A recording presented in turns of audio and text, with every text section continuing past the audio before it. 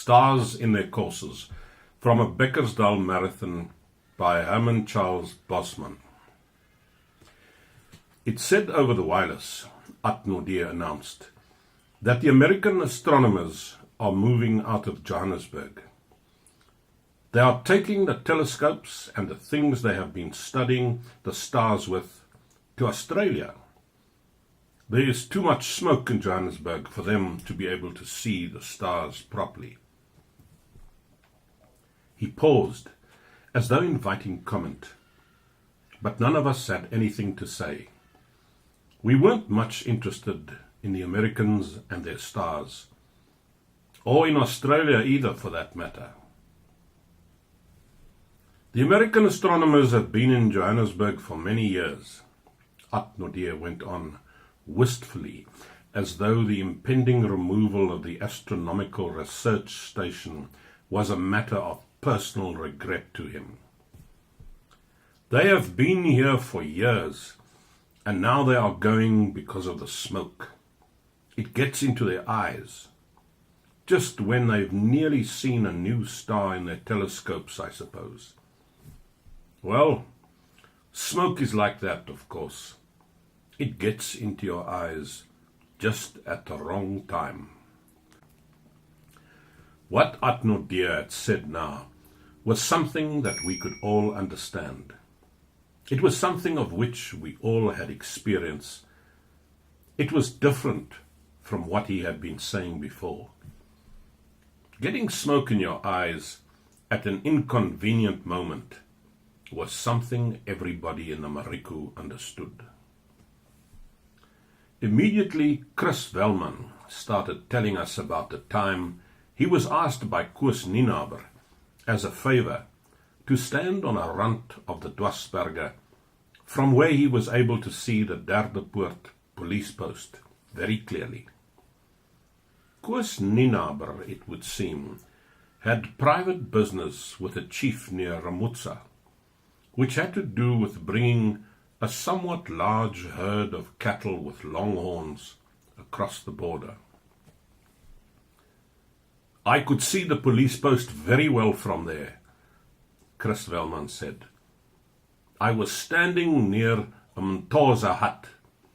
When the Mtoza woman lifted a petrol tin onto her head and went down into the direction of the spruit for water, I moved over to an iron pot that a fire had been burning underneath all afternoon. He could still see those two policemen dealing out the cards to each other and taking turns to drink out of a black bottle quite distinctly, Chris Herman said, when he lifted the lid of the iron pot. He wasn't in the least bit worried about those two policemen then. Actually, he admitted, he was, if anything, more concerned lest the Matosa woman should suddenly come back to the hut with a petrol tin on her head, having forgotten something. And it had to be at that moment, just when he was lifting the lid, that smoke from the fire crackling underneath the pot got into his eyes. It was the most awful kind of stabbing smoke that you could ever imagine, Chris Herman said. What the Mtosa woman had made that fire with, he had no idea. Cow dung and bitterbessie he knew. That was a kind of fuel that received some countenance still in the less frequented areas along the Malopo. And it made a kind of smoke which, if it got into your eyes, could blind you temporarily for up to at least a quarter of an hour. Chris Herman went on to say that he was also not unfamiliar with the effects of the smoke of the renosterbos, in view of the fact that he retained many childhood memories of a farm in the Eastern Province, where it was still quite usual to find a house with an old-fashioned Abba kitchen. Chris Herman sighed deeply. Partly, we felt, that sigh had its roots in a nostalgia for the past. His next words showed, however, that it was linked with a grimmer sort of reality. When I got back to the top of that rand, Chris Velman declared simply, the two policemen weren't there at the police post anymore, and Koos Nienaber had been fined so often before that this time the magistrate would not let him off with a fine. Koos Nienaber took it like a man.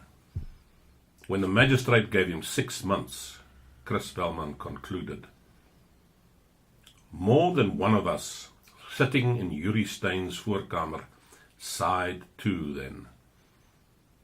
We also knew what it was to get smoke in your eyes at the wrong moment, and we also knew what it was to hold a sudden and unexpected conversation with a policeman on border patrol while you were nervously shifting a pair of wire cutters from one hand to the other. Gijsbert van Tonder brought the discussion back to the subject of the stars. If the American astronomers are leaving South Africa because they can't stand our sort of smoke, Gijsbert van Tonder declared, well, I suppose there's nothing we can do about it. I didn't think that an astronomer watching the stars at night through a telescope would worry very much about smoke, or about cinders from looking out of a train window, either, for that matter, getting it into his eyes.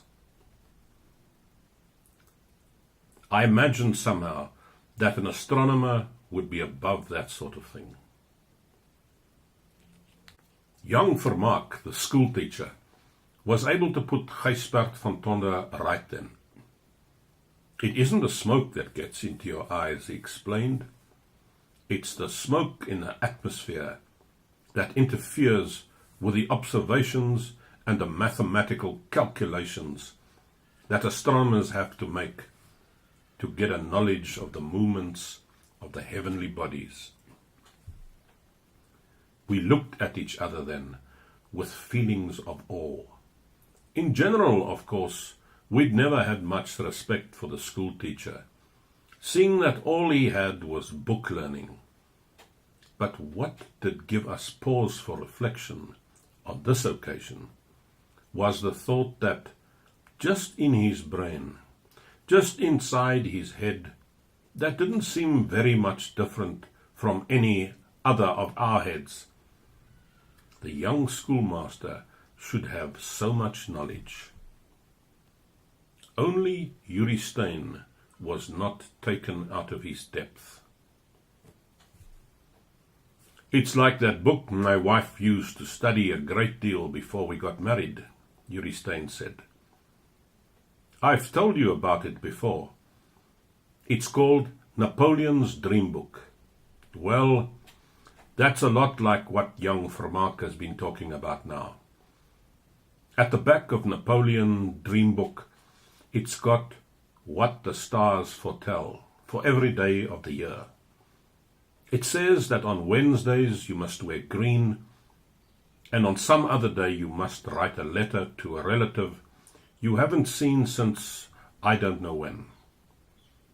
Anyway, I suppose that's why those American stargazers are leaving Johannesburg.